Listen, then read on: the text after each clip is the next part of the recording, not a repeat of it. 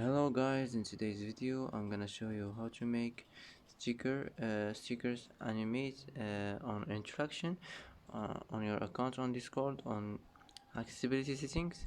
Easy and quick. First click on your profile, click on accessibility, and here as you see you will find animate on Intraction. Click on it, and that's it. That's how to make a sticker animate on interaction on your account on Discord on accessibility settings. Easy and quick, and that's it for today's video. If you like this video, don't forget to like and don't forget to subscribe.